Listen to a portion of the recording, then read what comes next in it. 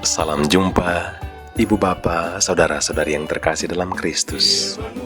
Sesaat lagi kita akan mendengarkan renungan harian dari Romo David Lemewu MGR. Mari kita siapkan hati dan selamat mendengarkan. Firman-Mu Tuhan, berita bagi kakiku, sabda yang hidup, terang bagi jalanku. Bapak, Ibu, Saudara-saudara yang terkasih di dalam Kristus, hari ini kita akan merenungkan tentang 5M, bagaimana caranya kita melawan dosa. 5M kemoterapi dosa, ya. Tapi sebelumnya kita akan merenungkan juga bacaan yang diambil dari Injil Markus bab 9 ayat 42 sampai dengan 50. Barang siapa menyesatkan salah satu dari anak-anak kecil yang percaya ini, lebih baik baginya jika sebuah batu kilangan diikatkan pada lehernya, lalu ia dibuang ke dalam laut. Dan jika tanganmu menyesatkan engkau, penggalah, karena lebih baik engkau masuk ke dalam hidup dengan tangan kudung daripada dengan utuh kedua tanganmu dibuang ke dalam neraka, ke dalam api yang tak terpadamkan. Dan jika kakimu menyesatkan engkau, penggalah, karena lebih baik engkau masuk ke dalam hidup dengan timpang daripada dengan utuh kedua kakimu dicampakkan ke dalam neraka. Dan jika matamu menyesatkan engkau, cungkillah, karena lebih baik engkau masuk ke dalam kerajaan Allah dengan bermata satu daripada dengan bermata dan dicampakkan ke dalam neraka, di mana ulat-ulat bangkai tidak mati dan api tidak padam. Karena setiap orang akan digarami dengan api. Garam memang baik, tetapi jika garam menjadi hambar, dengan apakah kamu mengasinkannya? Hendaklah kamu selalu mempunyai garam dalam hidupmu dan selalu hidup berdamai yang seorang dengan yang lain. Dan demikianlah Injil Tuhan, dan terpujilah Kristus. Bapak, Ibu yang terkasih, saudara-saudara yang terkasih dalam Kristus, hari ini Tuhan Yesus berbicara dengan keras, sangat ekstrim untuk memperlakukan dosa itu.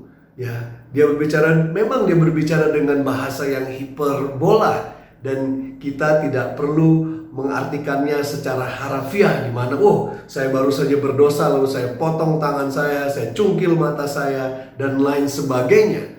Tapi di balik itu Tuhan Yesus ingin mengatakan kepada kita bahwa perhitungannya, taruhannya itu besar.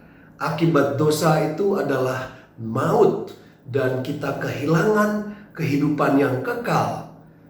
Kehidupan kekal itu sungguh besar nilainya, dan itu tidak sebanding dengan nilai sebuah tangan, dengan nilai sebuah mata yang hanya kita bisa nikmati saat kita hidup, ya, yang sementara ini di dunia.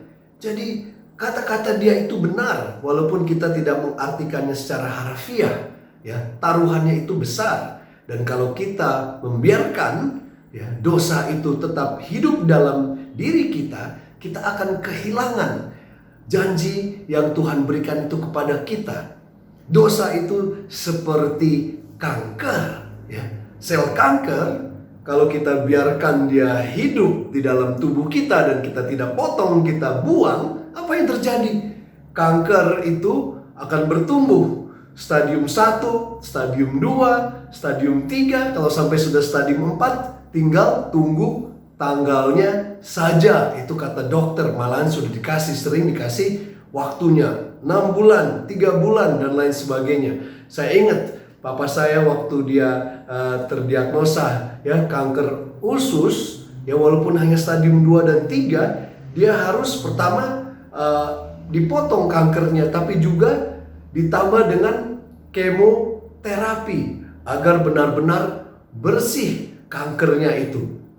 Jadi kita mau juga melihat, ya, bagaimana kita mengkemoterapi kanker dosa yang ada dalam diri kita, ya. Sel-sel dosa itu yang ada dalam diri kita yang mau berkembang. Jangan sampai dia berkembang besar. Kita mau kemo, ya, dengan 5M. Kalau kita sekarang sedang 5M, ya, untuk melawan corona. Corona itu tidak sebahaya dosa, ya. Corona itu hanya virus secara fisik saja yang kita begitu takutnya. Kenapa kita tidak takut dengan dosa? Kita takut sekali dengan corona sampai ada 5M. Jadi sekarang kita punya 5M untuk melawan, kita mau kemoterapi dosa kita. Apa itu 5M? Ya. Nah, yang pertama, kita mau mengenali dosa. Ya. Hal yang pertama adalah kita sering tidak kenal apa itu dosa dan apa itu yang bukan dosa, ya. Karena sering di sekolah sekarang sudah tidak diajarkan lagi 10 perintah Allah itu dianggap itu zaman dahulu, ya, itu dulu sekarang sudah lain, ya. Kita harus mengenal apa itu perbuatan, perkataan, ya, yang adalah dosa, ya, dan itu dilihat dari 10 perintah Allah dan apa artinya itu di zaman kita. Artinya saat kita mengenali apa itu dosa, dan kita juga bisa belajar dari katekismus, ya, gereja Katolik, di situ akan dikatakan, ya, apa itu dosa dan apa itu dosa yang sekarang ini, dan artinya 10 perintah Allah itu untuk kita sekarang. Artinya kita juga tidak merasionalisasikan dosa itu. Oh, itu mungkin tidak dosa, ya, dan begini dan begitu. Memang ada hal-hal yang sedikit buram, tapi hampir semua itu adalah hitam dan putih, ya, dosa atau tidak dosa. Kita lihat dinamika dosa, ya, yang terjadi pada Adam dan Eva yang pertama kali yang merasakan apa itu dosa, sehingga kita punya noda dosa asal itu yang membuat kita lemah. Ya, pertama kita lihat dinamikanya, ya. Setan sebagai seorang penipu, ya, bapa dari segala penipu itu datang dan mempertanyakan, apakah benar begini. Padahal kita sudah tahu itu tidak baik, ya. Dia mulai bertanya, ya, membelokkan pengertian, merasionalisasikan apa yang sudah kita mengerti tentang dosa. Jadi kita harus berani melihat dinamika dosa itu, di mana itu terjadi peperangan di pikiran kita pertama, di kepala kita. Setan akan mulai challenge, ya, pengertian kita dan mempertanyakan itu sehingga diputarbalikkan, ya, sehingga kita mau menjadi lebih daripada Allah. Ya, hukum Allah itu sepertinya tidak berefek dalam hidup kita. Ya, memang sekarang kita bisa senang-senang dan enak-enak di dalam hidup dalam dosa. Tetapi kalau sudah kehilangan kehidupan kekal, kita baru tahu rasa istilahnya. Tapi setan ingin kita jatuh dan kehilangan itu. Taruhannya sungguh besar. Jadi kita perlu mengenal apa itu artinya dosa dan tidak merasionalisasikan dosa, tidak memberikan ruang kepada si jahat untuk yang menipu kita, karena kita kalah pandai.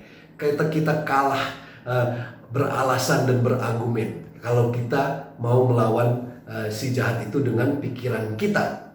Nah, kedua, kita tadi pertama, ya, mengenali dosa itu. Kedua, kita mau mengenali diri kita, ya, dan menghindari situasi dosa. Dengan mengenali diri, kita bisa menghindari, bukan hanya menghindari dosa saja, tapi kita mau menghindari situasi dosa. Itu strategi yang manjur, ya.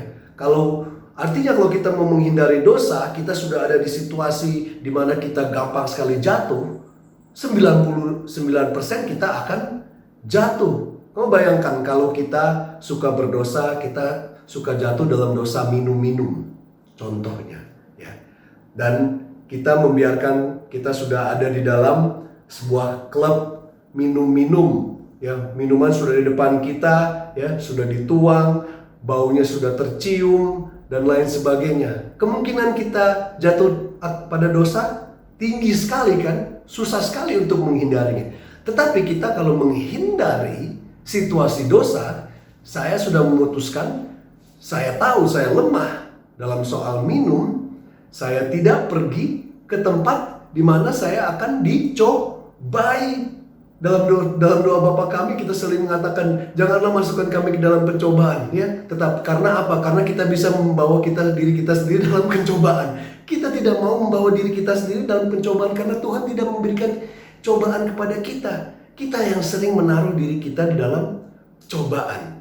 Kita tidak mau menaruh diri kita dalam cobaan. Menghindari situasi dosa itu adalah strategi yang paling manjur. Kita akan mengurangi begitu banyak dosa yang terjadi dengan menghindari tempat, situasi, waktu, orang-orang, dan lingkungan yang membuat kita dosa. Kalau saya suka berdosa, bergosip, ya, saya memilih teman-teman dan berkumpul dengan teman-teman di waktu-waktu di mana kalau kita berkumpul, hampir pasti itu kita bergosip.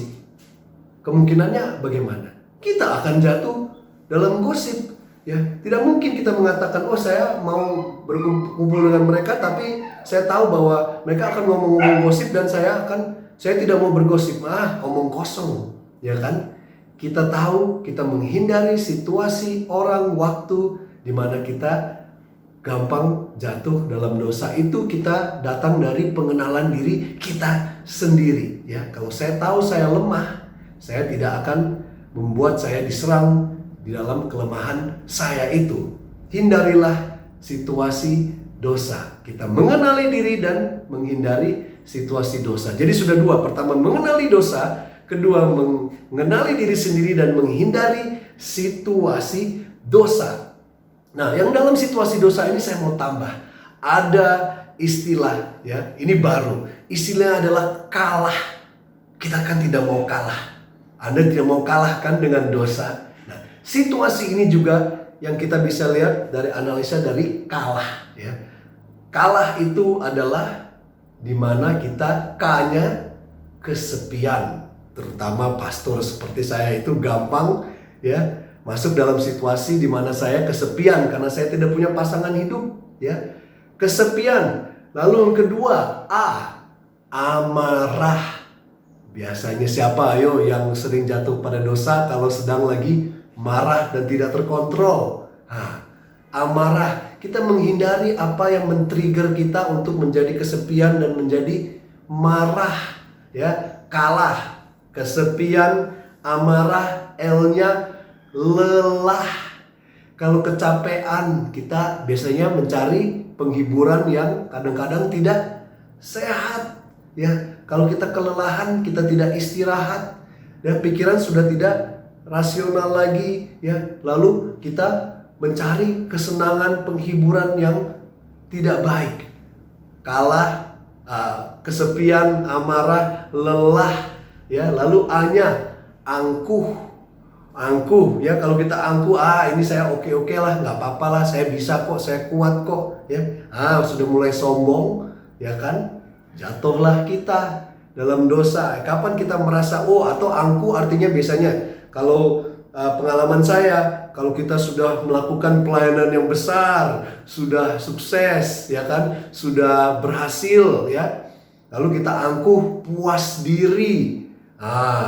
Lalu setan datang pada saat-saat dimana kita sudah puas. Kamu bolehlah begini, kamu kan udah berhasil begitu-begitu. Ya, tawarannya seperti begitu. Kita seperti menghadiahi diri dengan dosa dan kenikmatan dosa. Itu sebuah keangkuhan, ya. Lalu H-nya terakhir apa? Ya, H terakhir itu haus dan lapar. Artinya apa? Kalau tubuh kita haus dan lapar, ya, kita tidak memberikan, ya, kesenangan yang sehat, hiburan, rekreasi yang sehat pada tubuh kita akan berteriak. Kamu tidak mencintai saya, kamu tidak memberikan apa yang sudah layak untuk saya. Malahan kita mencari hal-hal kesenangan, rekreasi, penghiburan yang tidak sehat. Artinya kita perlu mencintai diri kita sendiri dengan hal yang sehat. Kita perlu makan yang baik, tidur yang cukup, ya kan, rekreasi yang sehat-sehat, ya kan, hubungan sosial yang baik. Itu hal-hal yang tubuh kita, jiwa kita perlukan. Kita kehausan akan hal-hal itu adalah baik. Kenapa kita tidak memberikan yang baik, tapi kita memberikan yang tidak baik? Nah, itu juga kita bisa lihat ya. Situasi di mana kita bisa jatuh dalam dosa adalah kalah ini. Dan biasanya kita jatuh kalau dia dalam beberapa kombinasi. Artinya, ya saya sudah haus dan lapar, tidak diberikan makanan yang baik pada tubuh saya, lalu saya sedang marah, ya, saya sedang marah dan saya sedang lelah. Tambah lagi kesepian, lengkap sudah, ya. Itu kemungkinan besar jatuhlah kita dalam dosa, apalagi kita angkuh lagi rasa kuat diri, ya kan? Kita perlu mengenal situasi-situasi seperti itu, dan setiap orang itu lain. Perlu pengenalan diri kita. Kita bisa lihat dari kalahnya ini. Apakah saya ya sedang kesepian? Apakah saya sedang marah? Apakah saya sedang lelah? Ya, apakah saya sedang angkuh? Ya, atau saya sedang haus dan lapar? Mungkin saya perlu berikan tubuh saya sesuatu yang baik, ya kan? Seperti itu. Oke, nah itulah yang kedua ya. Nah, kita juga bisa melihat bagaimana yang kedua ini memang besar sekali pengenalan diri ya. Terutama dalam dosa-dosa yang berhubungan dengan imajinasi. Kita mengenal dosa-dosa seksual, itu biasanya dosa yang jatuh karena imajinasi kita. Ya, strateginya adalah kalau kita tahu kita lemah di situ, kita tidak melawan iblis dengan berargumentasi dan melawan imajinasi itu. Strateginya kita pindahkan imajinasi kita. Mungkin kita ada sebuah hobi yang akan menyerap imajinasi kita. Kalau saya ya, biasanya hobi itu adalah bermain catur, ya kan, atau bermain musik. Itu seperti obat yang lebih kuat daripada ya jatuh kepada imajinasi seksual yang menyerap pikiran saya itu. Kita tidak melawan langsung secara mental, biasanya malahan akan jatuh, tapi kita pindahkan imajinasi kita pada hal-hal yang lain yang positif untuk diri kita. Mungkin karena itu banyak sekali lagu-lagu yang saya tulis, karena banyak juga cobaan-cobaan seperti itu ya. Nah, lalu kita juga bisa mengenal diri dengan mengenali luka batin kita.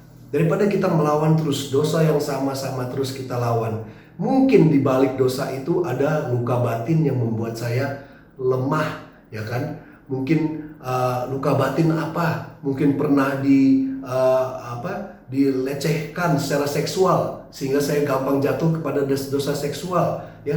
Atau saya pernah ada sesuatu yang terjadi, orang tua saya pernah maka katakan kata-kata yang melukai hati saya, ya, sehingga saya gampang sekali untuk tidak hormat pada orang tua saya. Seperti itu. Kita perlu mengenal diri kita, luka batin kita. Kita membiarkan Tuhan perlahan-lahan menyembuhkan luka batin kita, sehingga kelemahan kita itu menjadi kuat. Ini adalah sebuah proses, ya. Itu juga strategi mengenali diri kita. Lalu, ya, sekarang masuklah yang ketiga. M yang ketiga, ya, tadi sudah mengenali dosa, mengenali diri dan menghindari situasi dosa. Lalu yang ketiga adalah kita mau mengundang cahaya. Mengundang cahaya masuk ke dalam kegelapan dosa. Mengapa? Karena musuh kita itu adalah raja kegelapan, ya. Dosa itu, strategi mereka itu berjalan dalam kegelapan. Kalau kita berdosa dan dosa itu adalah sebuah rahasia, kalau imajinasi kita itu adalah sebuah rahasia, ya, dia akan mempunyai power yang luar biasa yang sulit akan kita lawan. Tetapi kalau kita biarkan cahaya masuk, ya, dia akan sangat berkurang kekuatannya, malah lama-lama akan sirna, ya. Bagaimana kita membawa cahaya itu masuk ke dalam kegelapan kita? Kita mau punya seseorang teman, ya,